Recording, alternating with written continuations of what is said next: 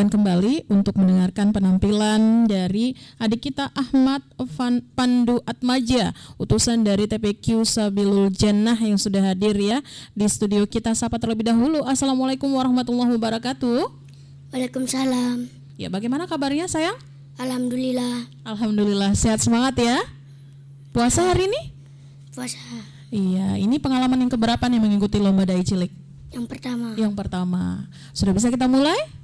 Oke, silahkan. Ibu, goreng ikan sepat. Gorengnya jangan sambil berbicara.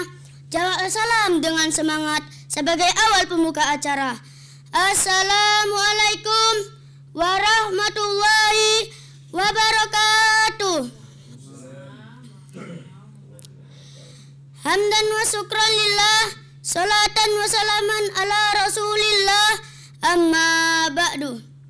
Segala pujian kita lantunkan kepada Sang Pemilik alam, pengendali kehidupan, karena atas izin dan nikmatnya lah Allah perkenankan kita untuk bertemu dengan bulan suci Ramadan, di mana pahala dilipat gandakan, bulan penuh ampunan dan kemuliaan, yang di dalamnya terdapat malam Lailatul Qadar, yaitu malam yang lebih baik dari malam 1000 bulan.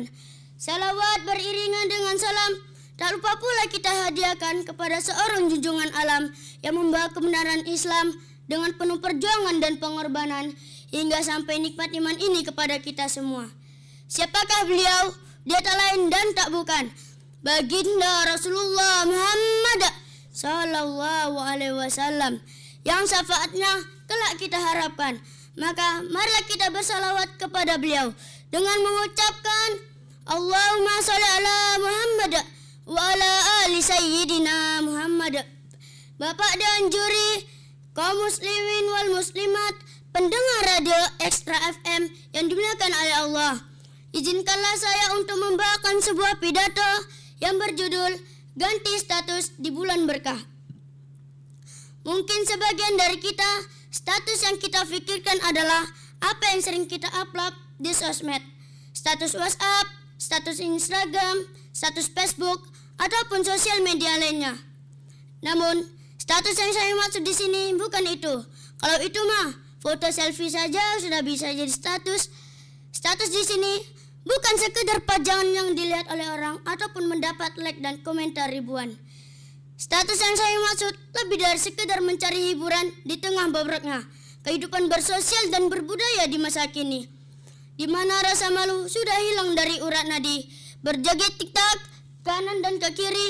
No, status yang akan kita ganti di bulan berkah ini adalah status kita di hadapan Allah Subhanahu wa Ta'ala. Ada yang sibuk ngeplok, biar statusnya berubah jadi YouTuber. Ada yang sibuk selfie, biar statusnya berubah jadi selebgram. Ada yang sibuk belajar, biar statusnya berubah jadi sarjana.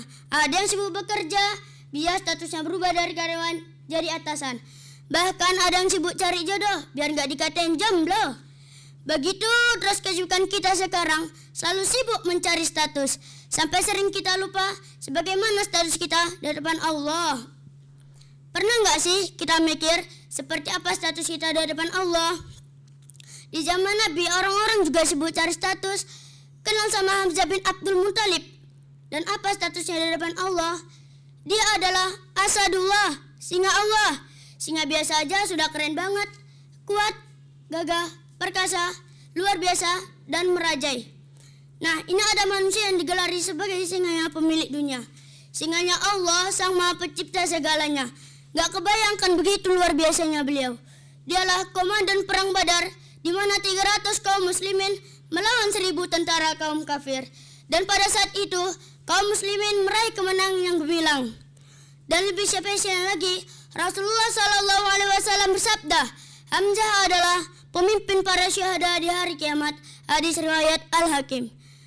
Masya Allah, Allahumma sholli ala Sayyidina Muhammad wa ala ali Sayyidina Muhammad. Dan masih banyak lagi sahabat-sahabat Nabi yang memiliki status luar biasa di hadapan Allah. Kaum muslimin wal muslimat rahimakumullah. Ingatkah kita kepada Rasulullah sallallahu alaihi wasallam? Beliau mempunyai status Habibullah, kekasihnya Allah. jadi kekasih seorang manusia aja udah bikin bahagia banget, berbunga-bunga, rasa indah. Lantas bagaimana jadi orang yang dicintai oleh Allah Subhanahu wa Ta'ala? Pasti lebih luar biasa lagi rasanya. Pengen gak sih kita dapat status dari Allah? Pengen gak sih kita dicintai oleh Allah? Sebagaimana Allah mencintai nabinya, kalau Allah sudah cinta sama kita, jangankan dunia, akhirat pun Allah kasih. Lalu bagaimana cara kita untuk cintai Allah? Allah berfirman dalam Al-Quran, Quran surah Al-Hujurat ayat 13. Bismillahirrahmanirrahim. Inna akramakum indallahi atqakum. Sesungguhnya yang paling mulia di antara kalian di sisi Allah adalah orang yang paling bertakwa. Bapak Dewan Juri yang terhormat, kaum muslimin wal muslimat yang dimuliakan oleh Allah. Orang yang paling mulia di sisi Allah bukanlah dia yang paling kaya, berlimpah ruah hartanya. Bukan pula yang paling tinggi pangkat jabatannya. Bukan pula yang paling gagah perkasa badannya. Yang paling mulia di sisi Allah adalah orang yang paling bertakwa kepadanya. Status takwa tidaklah datang dengan sendirinya. Status takwa tidaklah tercapai dengan berdiam diri dan bersenda gurau. Status takwa juga tidak akan datang bagi orang-orang yang melalaikan kesempatan di bulan suci Ramadan. Oleh sebab itu, marilah kita berlomba mengganti status kita di bulan yang berkah ini untuk jadi orang yang bertakwa dengan melakukan amalan ibadah puasa yang sebenarnya yang menjadikan kita orang yang bertakwa dengan penuh semangat iman di dada. Segala perbuatan kita akan kita jaga dari kemaksiatan dan hasutan. Allah Subhanahu wa Ta'ala berfirman dalam Al-Quran, Quran surah Al-Baqarah ayat 183. Bismillahirrahmanirrahim. Ya ayyuhalladzina amanu kutiba alaikumussyam kama kutiba alal ladzina min qablikum la'allakum tattaqun. Artinya, hai orang-orang yang beriman, diwajibkan atas kamu berpuasa sebagaimana diwajibkan atas orang-orang sebelum kamu agar kamu bertakwa. Quran surah Al-Baqarah ayat 183. Ayat di atas menjelaskan secara tuntas bahwa puasa dapat merubah status biasa menjadi luar biasa. Status kemuliaan di sisi Sang Pencipta yaitu status takwa yang kita harapkan sebagai seorang hamba. Maka marilah kita sama-sama menjaga tatanan kehidupan bersosial budaya yang harmonis dan agamis, menjalin silaturahmi yang terputus, menumbuhkan rasa semangat tolong-menolong dan menjauhkan perundungan di dunia maya maupun di dunia nyata. Demikianlah yang dapat saya sampaikan. Jalan-jalan ke kota Jogja, jangan lupa keliling sawah. Nama saya Pandu Atmaja, mohon maaf jika ada yang salah. Wabillahi taufiq wal hidayah.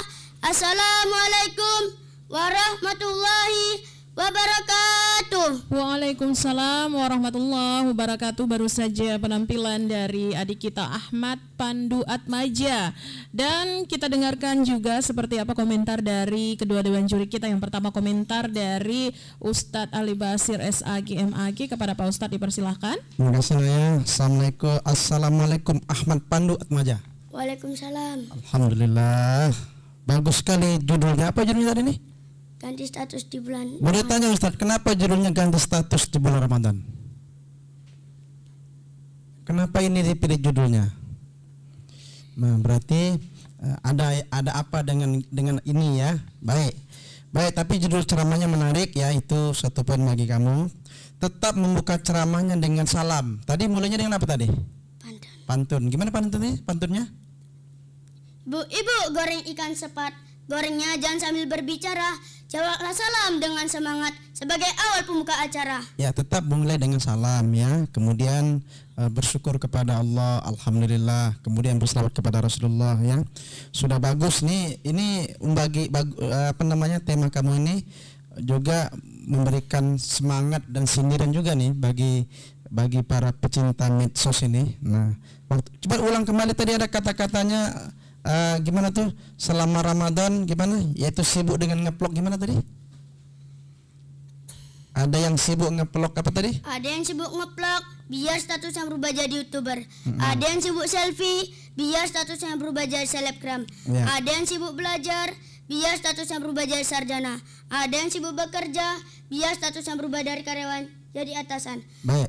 Ya harusnya kamu tambahkan, niatkan buat status itu karena Allah ya. Jadikan medsos itu ladang dakwah, ladang amal ya. Baik, sudah bagus. Kemudian tadi ada kisah status seorang sahabat Nabi, namanya siapa tadi itu? Hamzah. Sebenarnya banyak lagi ya. Nah, itu satu penilaian bagi kamu. Belum ada yang dai-nya yang mengeluarkan tentang sejarah Nabi. Kamu hari ini mengeluarkan sejarah sahabat Nabi juga ya. Baik, sudah bagus. Terima kasih sudah memberikan ceramah walaupun tak 8 menit ini, memberikan tausiah di hadapan kita.